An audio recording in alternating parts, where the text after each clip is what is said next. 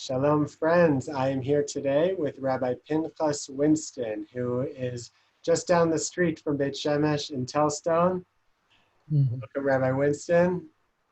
Thank you. Rabbi Winston is somebody who, for those of you who read Breaking Israel News, so he is one of the people who we call upon very frequently to give his unique perspective on world events, current events that are unfolding from a Jewish perspective, from a biblical perspective. Rabbi Winston is they use this almost in a trite way, but a lot of times people are referred to as a prolific author. Rabbi Winston is truly a prolific author. He has now, in writing his 100th book, you've written 99 or you've written 100? The 100th is almost finished, so it's Wow. pretty much written to. That's amazing. Rabbi Winston's originally from Toronto and has been living in Israel. For how long have you been living in Israel, Rabbi Winston? It's 1993, so that's what, 27 years already? And has the most fascinating books. You could find Rabbi Winston, search for Pinchas Winston on Amazon, and you will see books that will knock your socks off. I'll give you some of the fascinating titles here. Rabbi, The End of Days, The Survival Guide to Armageddon, Deeper Perceptions, and just, fascinating topics. Rabbi Winston, I think, is drawn to topics that most people not only shy away from, but stay far away from. And we're so fortunate to have with us today Rabbi Pinchas Winston. How did you get involved in these mystical topics? Where did that come from when so many rabbis don't like talking about mysticism? Tell us a little bit about maybe your background and how you got drawn to these fascinating topics.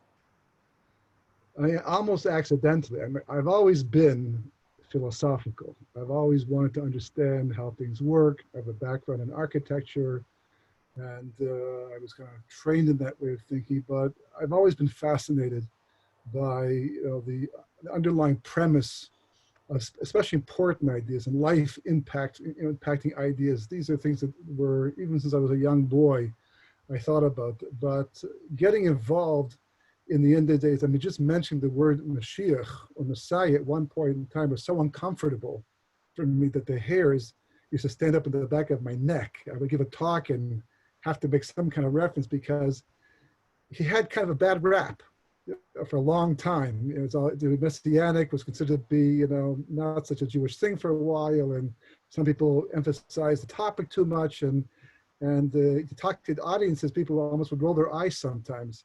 Okay, wait. So many of our audience is actually non-Jewish, and so let's just stop right there for a minute.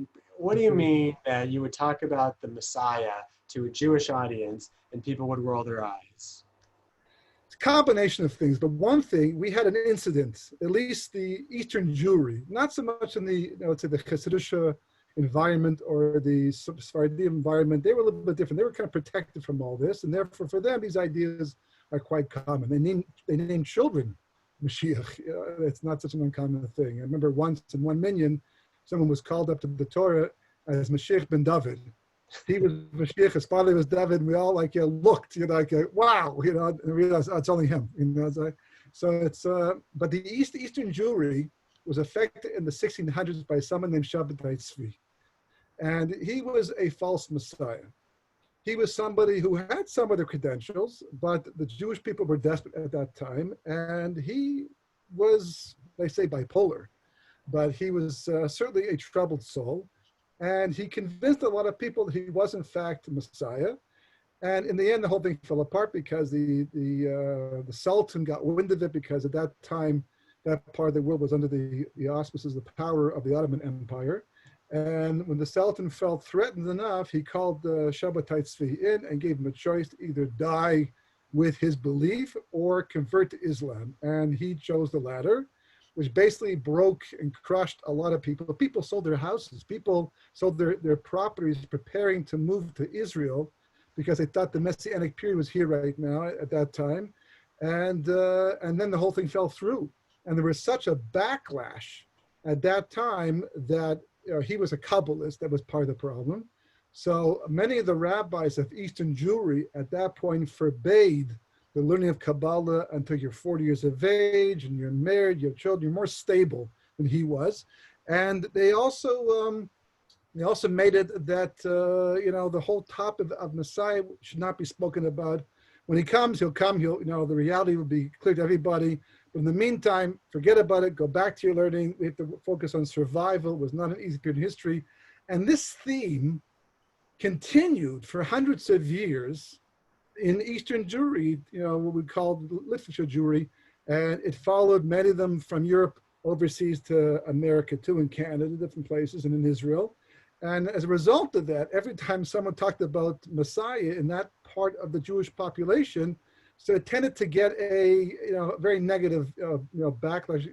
That was one part of it. The second half had to do with a very specific group of Jews, Orthodox Jews, who really believed that their leader was in fact the Messiah, and they went to great extremes to try and make that point, and that also caused kind of a backlash. So it made it hard for people like me to stand up and talk about the topic without getting the eyes rolling and people wondering where you're coming from, et cetera, et cetera. That's why it was uncomfortable. It's interesting that your take on events and your perspective, I'm sure you're correct, but as somebody who works closely with Christians who are our friends, who are sincere, who love Israel, I always thought that the Jewish discomfort with talking about Mashiach had more to do with the fact that Christianity really embraced the concept of a Mashiach. And because they embraced it so much, we almost yielded to them. And we kind of removed our voice from that conversation as a backlash against the Christian influence. So I think that was more to do, let's say, with the Middle Ages, Renaissance period of time, when the church had a lot more power at that time, and you could get in a lot of trouble talking about it. Your life could be in danger if you spoke about it, especially if you're not accepting of their version of Messiah and the second coming and things like that. But in more recent times, that's definitely sort of faded in the background because they have allowed it to fade very much in the background, or at least historically it has happened because the Western world has become less religious and even less Christian. Islam is probably the fastest growing religion in the world today, and they're very strong in these concepts. But people became very secularized, and I think the whole concept of Messiah outside the church, so to speak, became less of an issue, and people became less afraid to talk about it and to talk about the Jewish version. My experience had more to do with the Shabbatite feed problem and to do with the other groups that were overly focusing, because there was always this worry that when people begin to focus too much on the idea of Mashiach, they'll forget their priorities and get carried away and become too extreme, because that has happened countless times throughout history. Okay, well, we have a lot to talk about. But I got sidetracked, or I got you sidetracked. You started giving talks, and you would talk about the Mashiach, and you came from a philosophical background. So yeah. I would imagine as a philosopher, as a rational thinker, how did you reconcile rationality with this less rational part of Judaism? So basically, I'd say there were two things that impacted me in this way and kind of forced the issue. One of them was I began to look at sections of the Talmud that dealt specifically with redemption and the land of its Eretz Israel and its importance.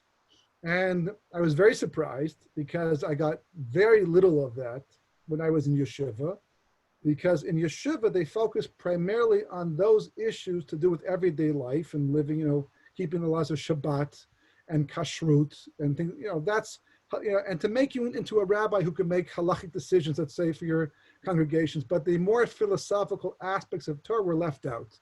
I personally decided to look at these things, and I was, in wonderment about how much of an emphasis there was in the Talmud itself. That was one part. The second part was ever looking for deeper sources, deeper ideas, deeper understanding of what I was learning. I began to venture into Kabbalah. Some of it was very much just divine providence. It just happened to fall into my lap, literally. Other times I actually went looking. And also I was astounded to see how much of this information began to surface. But one particular thing sort of stood out, and made it almost an imperative that I focus more on the end of days. And that was, as much as I was under the impression there was no timeline for the Messianic process and the end of days, I found out differently. And not only did I find out differently, but I found out that where we're holding in history was not so far away from that, what that timeline spoke about and warned about. And when I'd work on my first book called The Unbroken Chain of Jewish Tradition, one of the timelines I worked on was anti-Semitism. It was my real first exposure to anti-Semitism over the course of 2,000 years and the ferocity of it, how bad it really was. And this question began to to pop into my mind and stay there and gnaw at me like a splinter in your mind type of a thing. And I was always bothered by the fact that the Jewish people seemed to be the last to recognize what was going on, either because of cognitive dissonance or something else. And they wouldn't leave. There were warning signs very often, and they weren't heeded. So that bothered me, and I began to give a lot of thought to that. And as I did, combined with this and combined with that, the whole thing came together, I realized that we're always in danger because we lose historical perspective, we lose context. We forget where we are, and especially in our day and age, because we're coming off a very good run of 60, 70 years of very peaceful living. We've had a lot of problems, but not compared to hundreds of years ago or the Holocaust. We've had a very smooth period of time, and as a result of that, we've lost almost all historical context, even though we have a commandment to actually stay in touch with Jewish history the entire time. So as that became the case, I began to shift my focus more on understanding the events of history vis-a-vis what has happened in the past and vis-a-vis what it means in terms of the future and preparing for redemption. That became my focus automatically because I was concerned that the same thing that's happened in the past shouldn't happen again to our generation as well.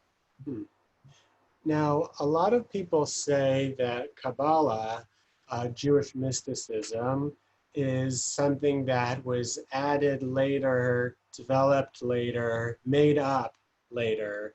And, yet, certainly when you talk about like the end of days, it is mentioned, like that exact phrase is mentioned as early as the book of Genesis, right? Where Jacob invites his sons and offers to tell them what will happen in the end of days.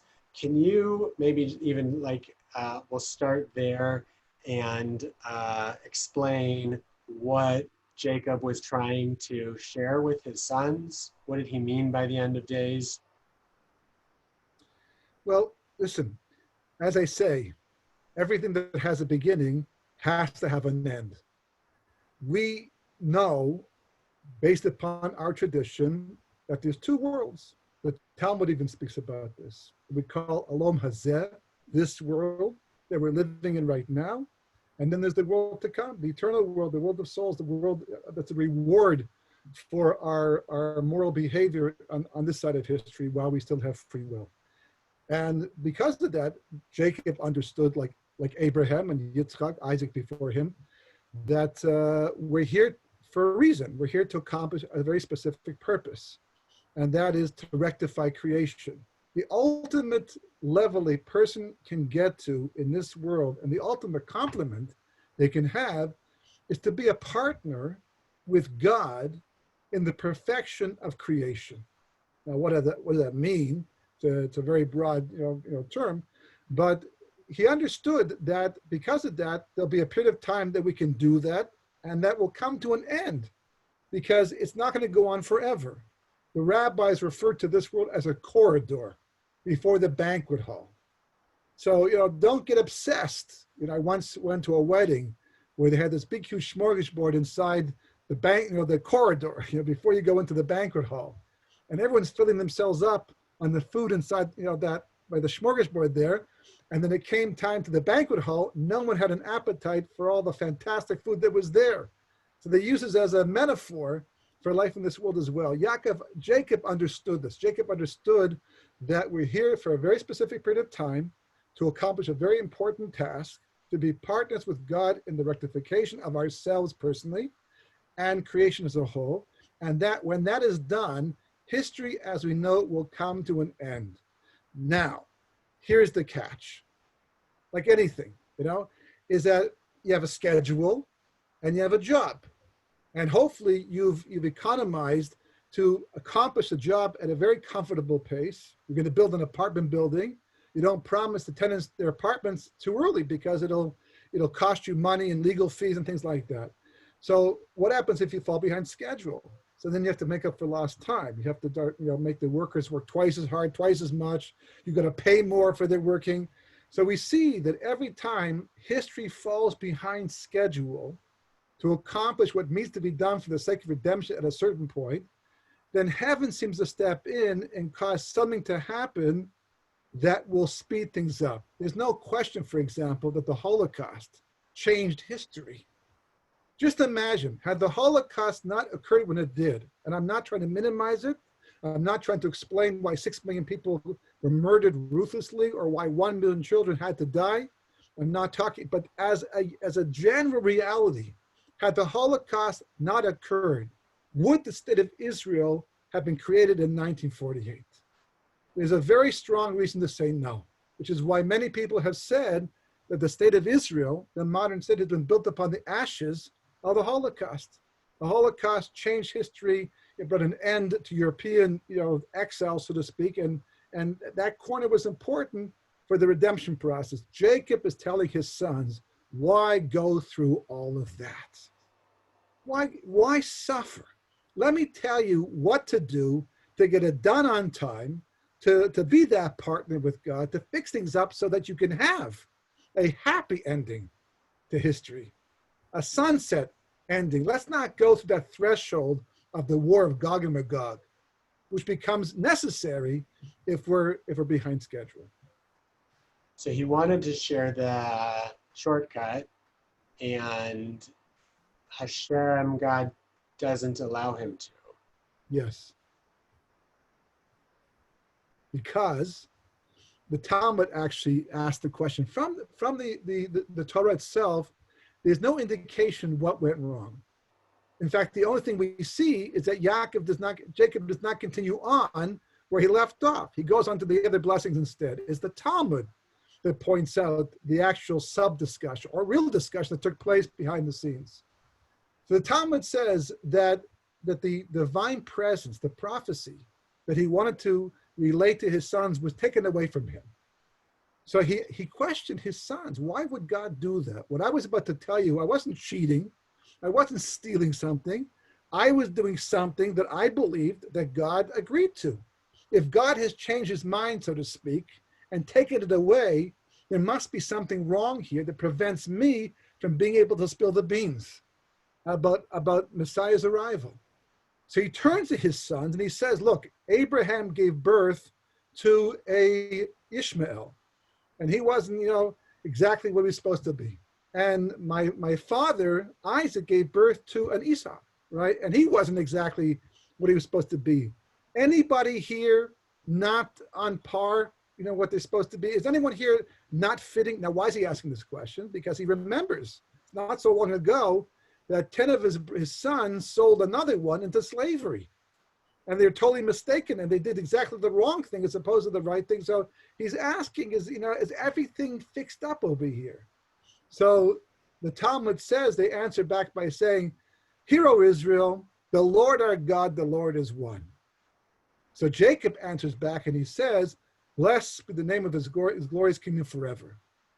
And that's the end of the conversation in the Talmud, which raises a lot of questions. But here is where Kabbalah comes in and answers the question.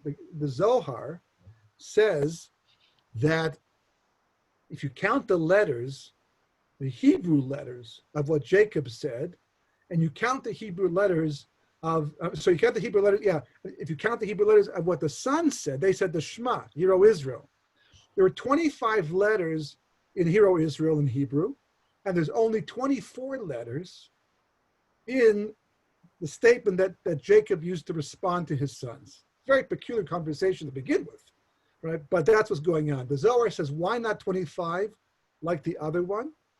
So it answers because Jacob understood by the very fact that the prophecy was withdrawn from him, that even though the brothers were declaring the unity of God and that it was real to them, he knew there was something lacking there, something missing. Not everything, but something, enough to lose the prophecy. And he alluded to this by saying, Baruch Shem Kavod, Machusom Ved. So I always had the question, which letter was missing?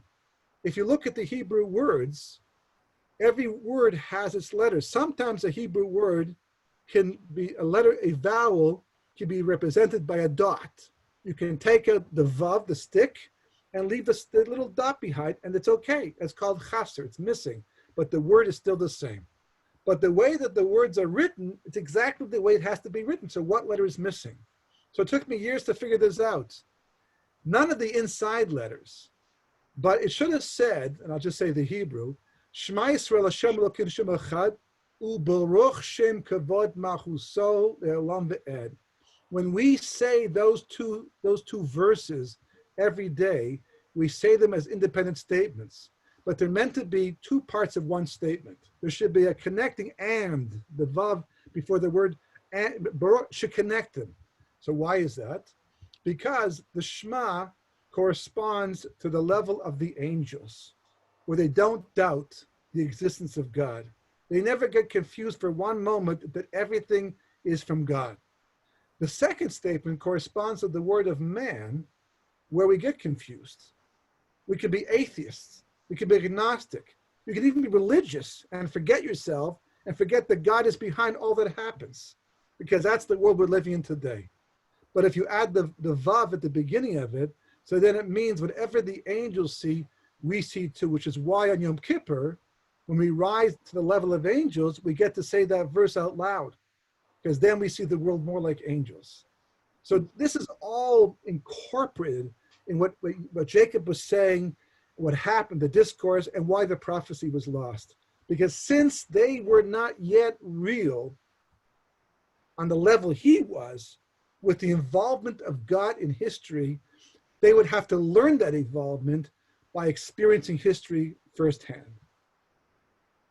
So there is a role and a purpose for experiencing history, even if we are going to make mistakes along the way.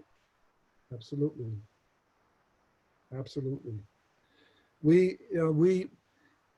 It's a learning experience. We're here to pick up message, even exile, for example. Even when we go to a foreign country that's hostile to the Jewish people, it's not by accident. We're there to learn something, to pick things up. In a sense, the Jewish people are a conglomeration of many concepts and ideas. The Torah is our base. That's who we are. That defines us as a people. But as the Talmud says, that there's wisdom all around the world. And when we were doing our job the right way, when we were on the same page as God, that wisdom was brought to us in Israel, or we could learn it on our own. We could extract, extrapolate, and learn. But you become sloppy, you become lazy, you don't care enough, and you become distracted, as this week's Torah, reading talks about. We become distracted by the niceties of life and things like that, and we fall behind. And as a result of that, we're forced to go out and get it. It's like you order a pizza. It turns out the guy who delivers is not available. You have to get up on your own and go get the pizza yourself. So when the Jewish people stopped meriting to have all this brought to them in the land of Israel, they were forced to get up and go into exile and get those sparks and get that knowledge, get that wisdom, and incorporate the good parts and reject the bad parts. And exile comes to the end when we finished our job. So you said earlier that there's a timeline and the exile and the end of days follow a timeline. And where are we along that timeline? So what I have seen, and what seems to be the case, is that even the end of history has basically two distinct periods of time. We have what's called the Messianic era, or Yemot HaMashiach in Hebrew, and we have what's called the Chit HaMesim, or the resurrection of the dead. These are two distinct periods of time that happen at the end of days. The first one, the Messianic era, can take place even while we're still living in exile in the beginning, and even appeared to be just the opposite. Moses was walking the face of the earth for 79 years and preparing himself to deliver the Jewish people, even though the slavery increased during his lifetime. Everything looked just the opposite. It looked like a worsening exile. And yet the Messiah was there the entire time. So the Messianic era can begin even while the Jewish people are still scattered all around the world, but all the events are working towards that direction. The resurrection of the dead is after Messiah has already completed the perfection of the world's where in its ultimate state it can get to before becoming more like the world to come. And the resurrection of the dead is specifically to recreate the bodies in order that they should be more spiritual, like the first man's body was, because it was made from light, because you can't go to the world to come like this. The world to come is a very spiritual reality. It is a very physical reality, with skin and bones and things like that. We inherited that as a result of the sin of eating from the tree of knowledge of good and evil. Before that, Adam's, man's skin was made from light, much more spiritual. So the resurrection of the dead is to recreate mankind in preparation for the world to come. There's no need for Messiah at that point in time. The evil inclination is long gone, long dead, so finished with a long time ago. There's nothing to save. Now it's more like, basking in the light of God from that point onward. Now, I once thought that took place way in the future. I found out it takes place in advance of the year 6000. And not just in advance of the year 6000, but 210 years to 214 years in advance of 6000. That's a very large period of time. So if you count backwards from 6000, 1,000 years ago, it wouldn't have been a difference because there was so much history left to live. But we're now living in the year 5780. As of 5750, 30 years ago, that would have been 250 years before 6000. 40 years from then begins what the Zohar calls the beginning of the resurrection of the dead, after Messiah has come. In other words, history has to wrap up sometime between 6 years from now and 10 years from now, according to what the Zohar is saying. And he says this follows a period of 40 years when the ingathering of the Jewish people takes place. So you have 210 plus 40, 250. That would mean we're 30 years into the Messianic era. So a person will say, but I haven't seen Messiah yet. The world's falling apart. There's anarchy. There's chaos. There's lots of evil, lots of lying. It's like, how do you call it the Messianic era? So you will see, it's just like before every birth, right? Everything's a balagan, all chaotic. It's always, the darkest before the morning, before the light. It's all part of the Messianic process. People don't know that. They're just following whatever they feel like doing and the roles they're playing, but it's all part of the Messianic process. So because of that, when I saw that timeline and mapped it out and realized where we were holding, this goes back to 1990 even, or, so more like 1999, 1989 before the year 2000. So I began to realize that this has to be the focus now. We have to start looking at, what's going on in that context. And shockingly, the historical events were all falling to place. Russia collapses, quite miraculously around 1989 when the Berlin Wall comes down. All of a sudden, millions of Jews who couldn't get out start migrating to Eretz Israel. They start emigrating from Russia to Eretz Israel, changing the demographics of the country. There's a war in 1990 that causes the Americans to align more with the Arab world than with AIPAC and the Jewish world, making it less comfortable for the Jews back in the diaspora. Event after event can be seen in this context, and they just start increasing with intensity. There's no question the Twin Towers was a game changer, tremendous game changer. Now, in the context of history without this information, it's like, okay, bad things happen in history. It's not the first time there's been a catastrophe. There's a time for everything. There's new things happen all the time. So here's another one. But in the context of the end of days, all of a sudden, like, wow, things are moving quickly. We need to prepare for that. Not to mention the fact that the state, which at one point was rejected by so many people, has miraculously built itself up beyond comprehension. I mean, within 70, 80 years, becoming quite self-sufficient. It's got major problems, 100%. We haven't solved everything yet. And the amount of Torah that's being learned and lived by is absolutely tremendous. So right under our noses, the redemption is being built.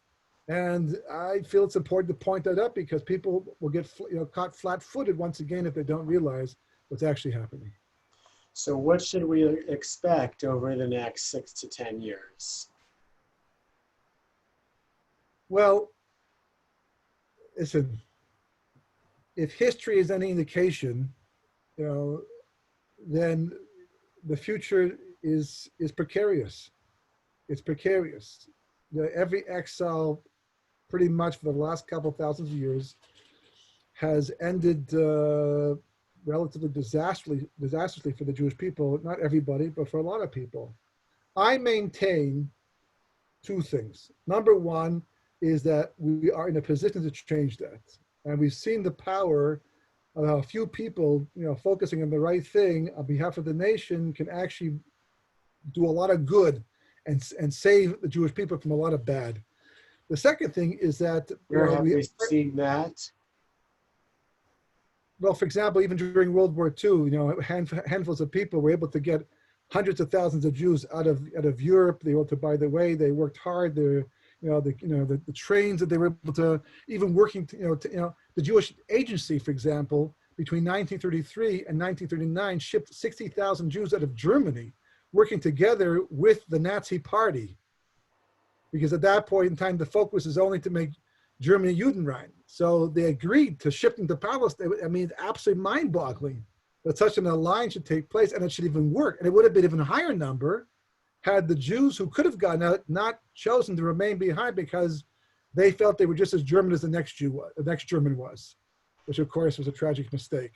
So that's the possibility. Jewish history, it seems, is impacted primarily by individuals. The masses seem to be, God's business to a large degree, but individuals make huge differences. And as long as, those people keep continuing to do what they can to steer the nation in the right direction, then big miracles can happen. The second thing is that it is the last redemption. It is the last exile and the last redemption.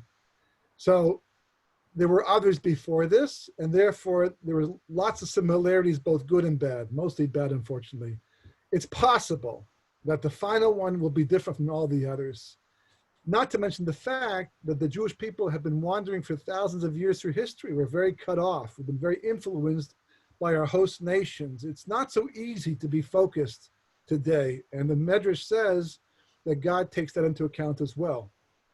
So I'm hoping that big miracles will happen on behalf of the Jewish people, despite the fact that we're not where we are doing, we should be doing, but nonetheless, perhaps maybe that we'll have a happier ending than we have seen in the past. You mentioned the war between Gog and Magog, and is that inevitable, or is that only if we don't do what we're supposed to do? Well, it seems there are different opinions. First of all, even what the war is, what it looks like, how it's going to play out. It also seems that it can be mitigated. The intensity, the prophets themselves speak about it. It's mentioned in Zechariah and Ezekiel and Isaiah. They all refer to it, and the way they describe it is frightening. But we do have a principle that negative prophecies don't have to come true. Positive ones do, but negative ones don't have to. And depending upon how much we put into it, that's how much we can mitigate the intensity. So that's basically my focus. My focus has been to try to enhance the awareness of as many people as possible, so that we in fact can mitigate the intensity of the war of Gog and Magog. Now the Vilna Gaon, for example, brings an example. He brings us a parable of a king who had a son who rebelled, and he rebelled so badly he had to be killed. And the son repented, but the king already made a decree, and the king could not rescind his decree. So the nobles, they pleaded with the king, please, it's your son, he repents, the whole thing. The king says, I'm sorry, I would like to, but I can't. If the king's decree is the king's decree, there's generations of laws here, I can't break the law. So the king says, but what I can do instead is I can take that big stone that would normally kill him, break it into pieces, and pelt him one after the other, right? He'll get bruises, maybe a few cuts. It'll hurt, but he'll survive in the end. So the Vilna Gaon, and I think the Ramchal as well, have said that because of the fact that Jewish people have suffered so many times in the course of the last 3,000 years, that may take the place of the intensity of the war of Gog and Magog, as if we paid it off over a long period of time. I'm hoping that's true. And so just to conclude with the maybe most important question, what should we do? Knowing that we are in the end of days, what should we do? How should we behave to mitigate the severity and to, more perhaps importantly, do what God wants us to do? Practically speaking, what should we do?